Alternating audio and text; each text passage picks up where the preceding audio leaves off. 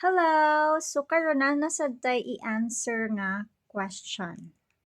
So sabi niya dito, "Ma'am, saan po kayo sa Cambodia?" "Nasa Phnom Penh City po kami ng husband ko." Sabi niya, "Okay naman po ang living and pasahod sa mga teachers ng school diyan?" Dito okay naman po, yung minimum po talaga is 700 sa mga walang license at saka pero kukunan pa yan ng tax, 10%. And then sa mga licensed teacher, I think 1,000 up yung sahod nila dito.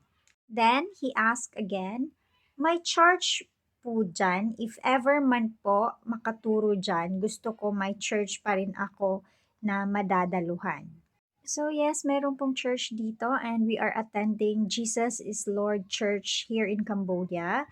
Merong Phnom Penh at saka Siem Reap. May sinabi siya rito na meron kasi nag-post na 1K to 2K depende sa teaching experience po and free accommodation and internet. May nag-o-offer po sa ganyang range. Karamihan po 700 ang starting.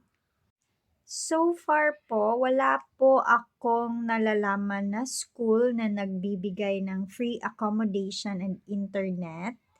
And baka po hindi yung teaching kasi marami din po ditong scams. So, be careful na lang. Yun lang po. Thank you for watching. Please follow for more videos.